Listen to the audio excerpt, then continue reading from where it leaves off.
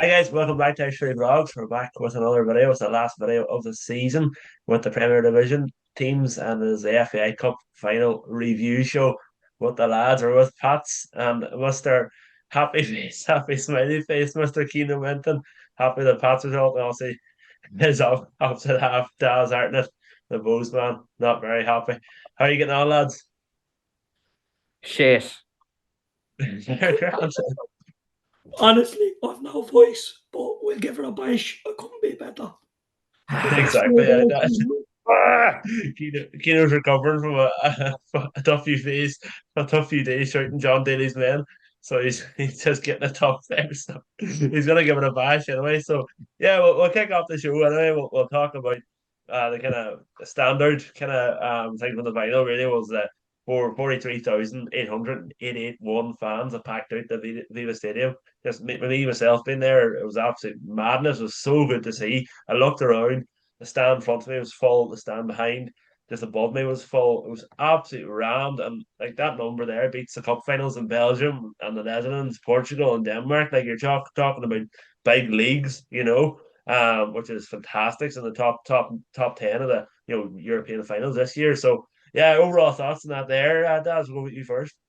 Yeah, I suppose in terms of the attendance, it's absolutely phenomenal. I didn't think it was going to get that high, and it probably could have been higher. The FAI had to segregate some areas for safety reasons and security reasons, so the number could have been higher. But to have it higher than the likes of the Netherlands and all is absolutely amazing, and it shows the great work that all the clubs collectively have been doing together the past 10 years. I think if you're looking at for the last 10 years from 2014 onwards, the league has steadily progressed. In terms of quality, the league could be better, but like in terms of fans, it's amazing. It's really, really positive, and I really hope it opens people's eyes and the FAI's eyes, and we get facilities better and has a knock on effect in a positive way. But it's really, really positive and good thing to see. Yeah, that's it. As you mentioned there, that from 2013 it was at 17,000, and then it's obviously risen over the years. It's 25, 26,000 in 2016, and then into the 30s then in 2019. Like so, it's really really good to see. Like obviously last year you had 32,000, so it's a big jump in a year. Isn't it just absolutely mad to see it, wasn't it? Yeah, look, it's very proud as like a League of Ireland fan to see that and to see the crowd start coming in. Look, honestly, it's it's a shame in a way because that was such a showpiece event, and now it's the clubs can't really build on it because we don't have the infrastructure or the facilities to build. Like, Pats have massively grown their fan base in the last 2 years since the 2021 Cup final. They piggybacked off that. And now look where they are. And now there's like, we can't really go any further. And I think Bows were like that before the 2021 Cup final. So, it's a shame. It's a shame in a way, but honestly, being there Sunday was just so proud and so proud to see your team play Yeah. in front of that blame crowd.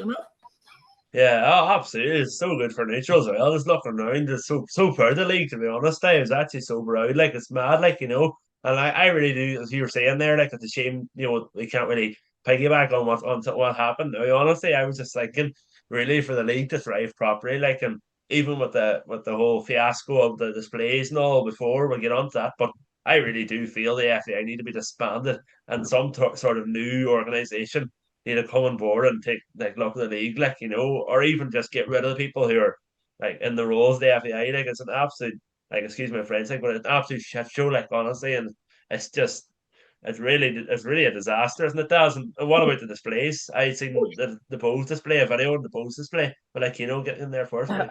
I think firstly in terms of your comments about the FAI, is a disaster that we're still talking about a board that needs reform, that we still have such much internal problems with the FAI. If you Google Hill's name at the minute and go to news, you'll see an awful lot about him. I'm not really going to discuss it on the show today, but that's the story of another day. But there's so much controversy about him in particularly going around. It's a disgrace. It's absolutely shocking. In terms of the players, like they were given the go ahead to bring these in. they were told, "Hey, go make your displays, bring them in," and then it was the fire wardens people who kind of said, "Look, we actually can't allow it," and that kind of put everyone to a standstill, going, "What?" Few people snuck a few fair ins from both sides, which was great to see. Obviously, when it's done right, it's great, is what I mean. But it was shocking that they were told, "Go ahead, make them, bring them in. We'll support you. Have your own area. You can set them up." And then to be told on the day going in, "Yeah, actually, no, you can't." Like that just put a bad spin on things straight away for the biggest crowd in the history of the Aviva Stadium at a cup final. Like it's just. It was something like it wouldn't be the League of Ireland unless we're talking something negative like that that's not even related to the football match before we even get into the football match. Yeah, it would have just been such an occasion if they had the displays. Really, what's your thoughts on that, Kino? I think, Yeah, as look, Daz mentioned there, fire look, safety. obviously, look, I don't agree, to be honest, with the decision. I know the lads, the SEO and stuff, and obviously Bowes would be the same. They worked tirelessly, hard earned money. I think the Pats display cost about $5,000. So, it's a lot of money. And it's a shame that, they weren't able to showcase it because they can't use it in any other ground because the grounds aren't big enough. So it was a one-time display, and it was a chance, but it wasn't to be. And look, I don't agree with it, but we made. I think both sets of fans made it a great occasion. The atmosphere and the singing and the flares, I think, it all adds Yeah, to it. So it was a shame, but I don't think yeah, it held back the absolutely. atmosphere. Yeah, like I think if you were to put like say a downer in the day, of course, apart from Bo's losing on Daz's sake, but to put a downer in the day, I'd say it would be that there that not seeing the displays, like it would just been such an occasion. I think really. I think why you see a lot of flares thrown on the pitch was because the kind of protest really of from the two the Boo Boys and SEI. They were kind of this is kind of your kind of up yours to the whoever made the decision that you're not allowed. Like, so I think I'd say that's why you started to see players being thrown on the pitch. Like, but well, sure, it is what it is. Hey, and sure, hopefully, it's a bit frustrating because I seen a video like, and it was the same kind of materials that Pats had used last 2 years ago. Sorry, against Bose as well. Shells used the same kind of materials last year. For the fight against Derry. So, a bit frustrating that way. But anyway, on to the important part. Anyway, the match itself. So obviously a massive, massive occasion, really. And honestly, I had a really good feeling about Bose coming into this. I don't know, something was telling me that James Clark and Afolabi would have some type of kind of say on it, really. But obviously, they started kind of much stronger, really. Afolabi is very threatening, this from the off, really. And obviously, Anto Breslin then took him down. I think there was a very, very, very soft penalty decision seemed to be just errors that happened just right in front of me, and I thought that Afolabi kind of hooked his leg in behind Breslin really, and then obviously made contact and fell obviously, and then referee pointed the spot, Paul McLaughlin, and Afolabi made no mistake. Then your thoughts, Stas, after that? There, do you think the goal for Bose came too early, or what do you think? We're going in. I was very optimistic, and as soon as we got the penalty, which we couldn't really see if it was a penalty or not, because we were there beside the stand. Everyone was kind of going, "Was that a penalty? Was it not?" And the smoke from the flares was still there, so it's so exciting. And you scored. You're like, "Yes, we're going to Europe. Don't get too ahead of yourself there. Calm yourself down. There's so much Yeah, more time to go in this match." And I was thinking to myself, we'll F it up now in a set piece. And no way. Two set pieces later. Like, Lord God. I did have watched it back. I don't really think it was a penalty. I think it was a harsh decision, especially so early in the game. I think Paul McLaughlin was getting a bit excited. yeah, I think, guys, I think in a league game, 10 minutes in, you might have got that. I Mm. yeah, think in a cup final, 10 minutes in, usually you don't get a decision like yeah. that in a cup final. He was straight And for the whistle. The Yeah, thing is, he did tackle him kind of from behind and made contact with personally, Flappy. So personally, I think it's a penalty. I think mm, it's soft, but it's a penalty. You can see why yeah, the referee gave it. And look, I probably at the time I was, fuming. But when you watch it back, I don't think you can have too many complaints.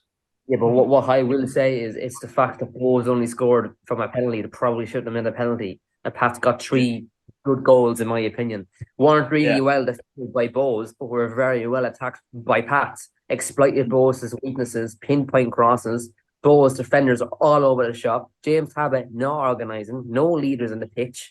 Like what were they doing for Lanigan's goal? What the fuck was that? That was a disgrace. I want to see St. Patrick Athletic and Carlo do that. The team that lives 100 yards down from me. It's a disgrace. The under nines wouldn't do that. The man's like, get rid of it. And they would have got rid of it. What were they doing? Like, 2-1 down. Hands you can nick it towards the end. Lump it up long, get up that flabby, have a shot. The man would not shoot all game. It was so frustrating. Kept trying to find the pass. Shoot it, hit it. It's a cup final. Keep could spin it, could take it to section. But no, I'm trying to find the pass. It was so frustrating from a Bows fan to watch. It's probably the most deflating game I've watched in all my time of supporting Bows. Like even when we lost out in Fehever in during COVID time, the Wardy missed that sitter. That hit me hard, and I wasn't at the game. But we had a great team, and we tried really hard. Unfortunately, and I hate slating my own team. This is not a great team, and a serious clear out for Bows is needed, and it's evidence after that cup final. Yeah, fair enough. And what about the equalising goal though? Keno Jesus with some ball from Morini. I'll say Mark Doyle with a header. That was just like 22 minutes in, like so. Kind of, it didn't take them long to get back on level terms, really, and they kind of got their grips on the match. Then Pats, I felt. Like I said it before, we don't play well in certain parts of games, and we stay in, we stay tight, we stay defensive, and we always have a chance then going forward. And I said it, we won't create an awful lot of chances. I said it with Daz last week. I says, but when we do get a chance, we'll make sure we'll take it. And that's exactly what I said. And look, pinpoint cross, the work, I think it's been well documented that Pats do so much work on set pieces, and we scored from two of them, which says it all really. Look, it's and then I'll say then just to see the pinpoint cross in, Mark Doyle finishing brilliant, and it was like we felt that at the time that we weren't going to lose it. Now, look, we had a few early moments. A couple of minutes after Mark Doyle's goal, I think Dylan Connolly put the ball right across the Pats' goal. Look, I haven't seen the game back, to be honest. I haven't watched it back yet. I'm just going off memory in that first half then. I think that was probably Bow's real chance. I think it was Sam Curtis just put it out right at the post. He got in just before Grant, I think it was. But that was it. I think that was about it. And like you're going in a half time 1-1, and like I says with Pats, you always feel like if they can stay in the game and they can marshal Bows. Yeah, that's it. Yeah. And then I honestly felt that kind of Bows really took control after that. Then, and as you said, they had a few, a few chances. You had the Flores free kick and so on just before last 10 minutes and so on. But I think that was a killer blow just right after half time. That's the second goal for Pats. Another ball in from Moreno. He was on pinpoint, so he was flying. And then the pressure from Joe Redmond. Then Novak on goal. Pats brought on a kid, Mason Miller, great kid, one of my favourite players in the league. But bringing on a kid in the cup final, and he's running the show for them. Not a bother to him. No pressure at all. And the boys letting him run by him. No, absolutely no way. I'm shocked. I can't get over it. We were so bad, and it's so deflating as a Bows fan. The most supporters, I would say, in the last 30, 40 years at Bows, the most. A queue out the door for memberships, and that's what they give us. Absolute disgrace. It's shocking. Like, I would have done better defending than that. I would have organised that better. What were they doing? Like, lads jumping over them. Keenburn back a little bit. Great fan of him, but it's cup final. You need to put it out, boy. You need to get rid of it, clear it, kick it. I don't care what you do with it. Don't let it get in.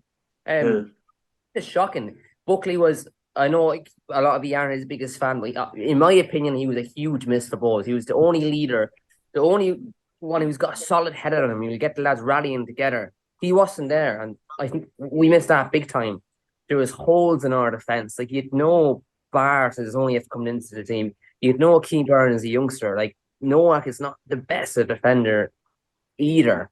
It was just so deflating. Like, but that's been the story of us all season long, and we didn't deserve to win this. And I think any Bohemians fans says, it's shit we lost it, but we didn't deserve it. Pats deserved it.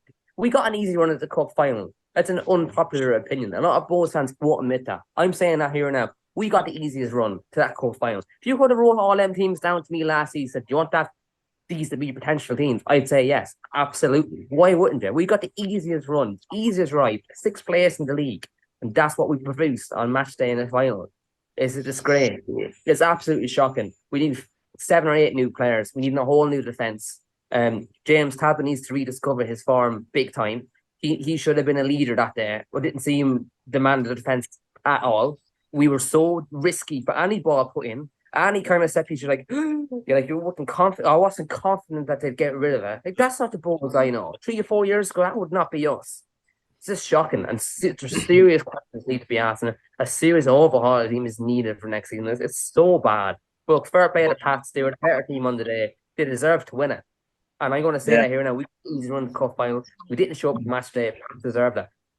Yeah, that's it. Like, I think I felt the same, really, honestly. But as you said about the Pats having like young player Mason Melia, for example, and so on. They finished, I think, with a 16-year-old, 17-year-old, 18-year-old, 19-year-old, and a 20-year-old on the pitch. So like that tells you something about that. There's great potential in the youth sitting there. Oh, it's honestly like it's so fantastic to see. Like looking at the players that he was bringing off the bench, and looking at the players the likes of, Sam Curtis. You look at Joe Redmond. He was only young for himself. And you're looking in the middle there, and you have Kane Levy. These players they're so young, and they're so good, and they're good enough. And Mason now has a really bright future ahead of him. We haven't tied down to a 3-year deal. It's exceptional work from the club, and it's the model that we have produced over a few years now, which is bringing these players through and moving these players on.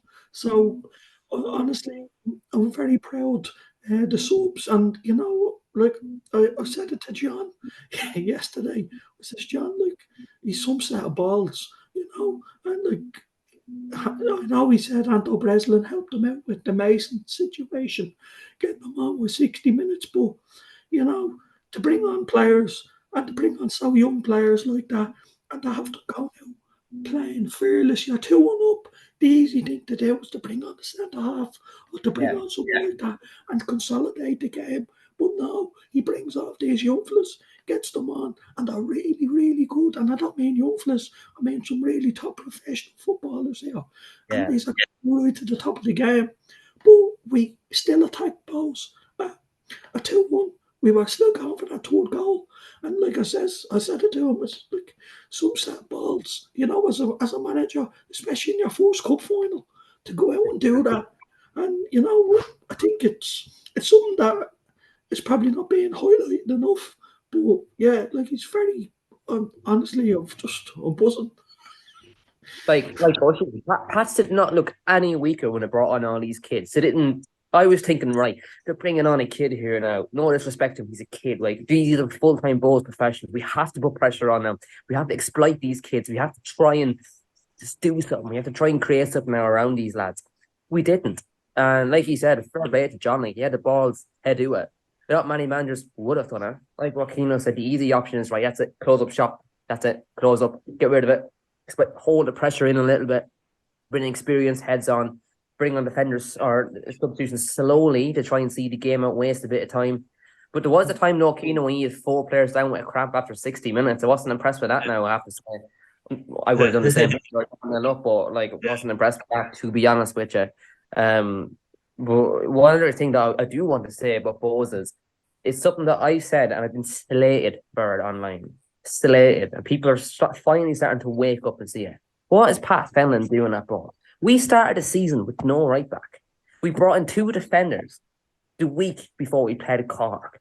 Like, we got a great start. Yes, we did. But what was that about? The season's over right now. I really hope they're in the office right now sitting down going, we need this, and actually going out and getting players. Starting the season with no right back, with no centre-backs. You're asking for problems. You're asking for issues. And there's no need for it. We've the most money we've ever had. Spend it sensibly. I'm not saying go out there and spend it wisely and sensibly. Like, it's so bad. Like, that was setting us up to fail all season. And I think it was very evident in the cup final that we've no leaders. We don't really have a style of play. We're kind of second guessing everyone. There's no one who can really take the scruff of the neck by the game and actually go out and put on a performance. Really. There's no, like, the only really good players that we really have is McManus, Afolabi, James Clark. Dylan Collins came into the season really well. But that's kind of it, like, you know, and I'm not really ranting or raving about many other players, but if you go through the Pats team, you could name out 4 young players, like Keano just named out, that are brilliant.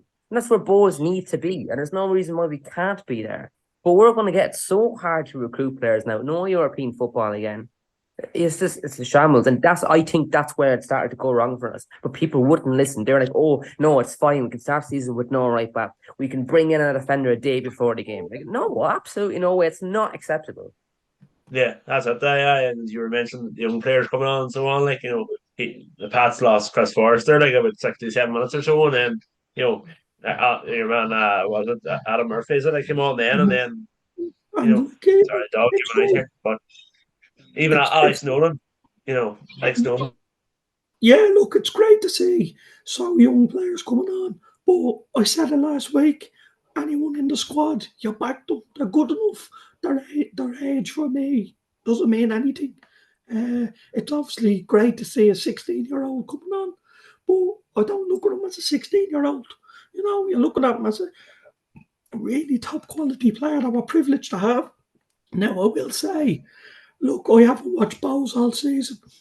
I've only watched them in certain games, obviously, but I think Daz was just a little bit harsh on them in the final. Look, I know No. he's been watching them. I know he's been watching them all season. I think I've been kind of them, Keano. Harsh? Absolutely no way. I think they had a decent spell in the first half, I thought, in the game, especially when they went ahead. And I think, you know, Pat's stuck in well. But, you know, I think they probably could have had a second goal before, you know, Pat scored, and, you know, it would have been a different game. And I think in the second half as well, they really, as mad as it sounds, they lacked the finisher, which is like, you know, I know Afolabi is, you know, the best in the country, as Daz says, but, you know, a finishing. But I just think, like, they lacked that finishing, the cutting edge in the final when it mattered. They got the ball up a few times. They had a couple of chances. Flores had a push shot. I think Dane Lewis made a save down low. And then obviously the free kick off the post. And then, like, I think then obviously, you know, Bowes were going for it. Pat weren't sitting back, and that's where the goal came from, the press. And, you know, the third goal. And once you get that third goal, you know, it knocked the stuffing out of Bowes. They were on the floor. And it was, look, for me, it was great. And I think for the crowd and the atmosphere that was there, we had a game right up until the end type of thing, which was good as well. And I think, you know, Pats just scored at the right moments in the game, and they stayed in the game, and, you know, they were defensively solid. I think Jamie Lennon ran the show, to be honest, in the middle. He just bust.